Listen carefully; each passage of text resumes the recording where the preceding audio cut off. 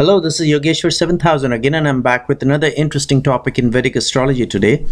And today we'll be talking about a very unusual topic, an unusual and a very important topic. And today we'll be talking about a birth chart of somebody who does not have an ability to procreate. And when I say procreate, it could be several reasons. He could be born as an impotent. He could have some hormonal imbalances, and in extreme cases he or she could actually be a eunuch as well. So I'm sure you all understand what a eunuch means. And the ancient scriptures have given us descriptions, the combinations of planets which make this kind of a situation happen, where an individual is born where he does not have the ability to procreate. He could be also a celibate.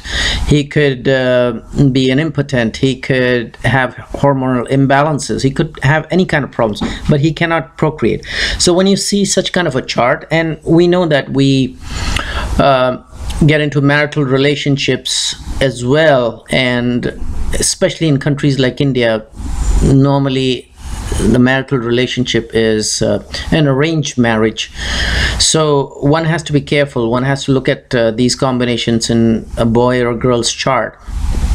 Whether you see such kind of a combination, and then as soon as you see this, you will understand what I'm talking about, and it could be a red flag right there, and you can make your decision accordingly. But this is coming directly from the ancient scriptures. And by the way, I keep reminding my viewers that all my videos are a direct reference to the ancient scriptures. So this is what the ancient scriptures say about people who are born without an ability to procreate. Once again, it could be a celibate kind of a situation. A person could be impotent, or a person could have severe hormonal imbalances, or in extreme cases he could actually be a eunuch, turn out to be a eunuch. So the following combinations have been given in the ancient scriptures. One combination is when the sun and moon are in opposition, 180 degrees to themselves, so they're mutually aspecting each other. But once again, I'll warn you, do not jump to a conclusion. Look at some other factors as well. Just don't look at a birth chart and a sun and moon are mutually aspecting each other and in opposition 180 degrees from each other. Don't just jump to a conclusion. Look at other factors as well. But these are some important indications, the possibilities of such kind of a red flag, which we just discussed. So one condition is sun and moon are in opposition, right opposite to each other in the birth chart.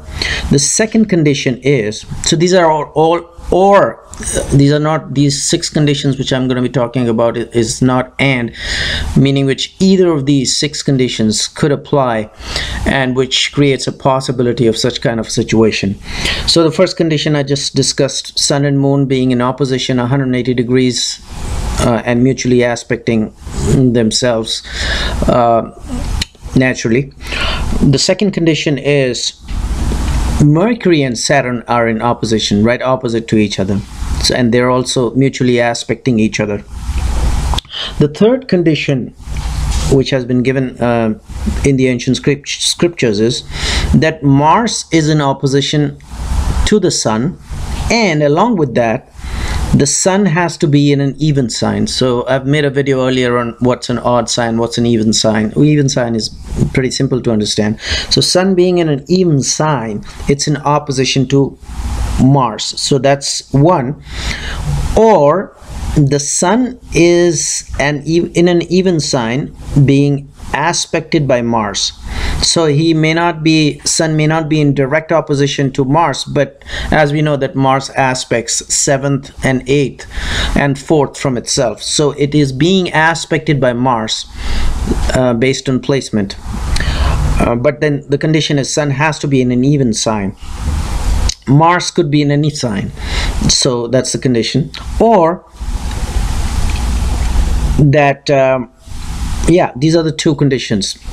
Mars in direct opposition to sun while sun is being in an even sign, or sun while sitting in an even sign is aspected by Mars, which could be in any sign, either odd or even. So that's condition number 2. Condition number 3.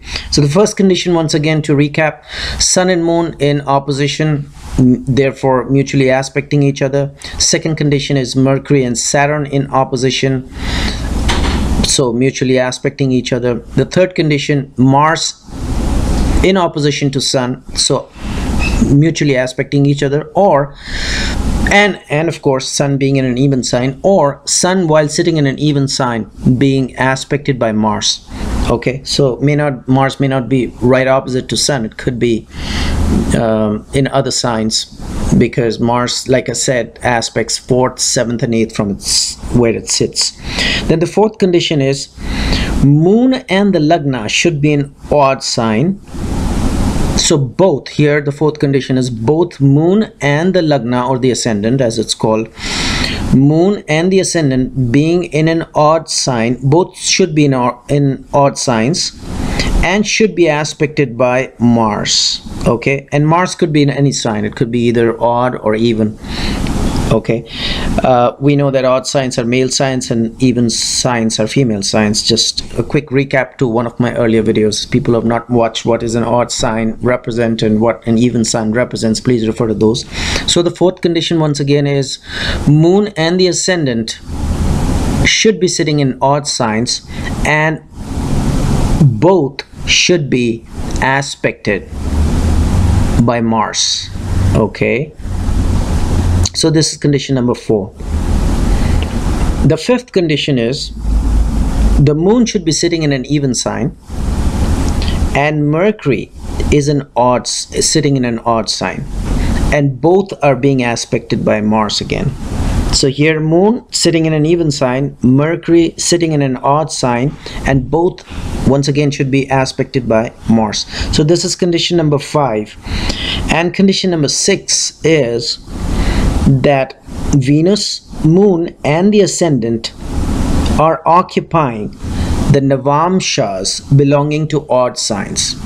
Okay, Venus, Moon and the ascendant all should be in the D9 chart, should be in odd signs. Okay, so this is condition number 6. So these are the 6 conditions which have been described in the ancient scriptures. It all depends, you know, how severely these conditions are, how strongly these conditions are met, and that will determine the severity of the problem about a person not being able to procreate. And then of course look at other factors as well, you know, and then you'll come to some kind of a conclusion as to whether a person is more into or has more problems related to hormones or hormonal imbalances, or he's a celibate by choice. So other planets will determine that, other than these 6 conditions which we have discussed today.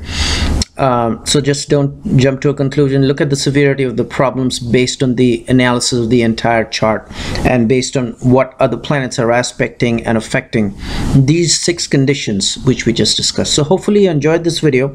It's a very important video because, like I said, in India, you know, we go for arranged marriages and or even children, you know, I mean, such kind of a combination could be there in children born in some well-to-do wealthy families as well. And then, you know, if a child is born and with some kind of an imbalance, some kind of a unnatural hormonal imbalance, or any kind of a combination which we just discussed, there is a big problem right there. So it could happen to anybody, all of us.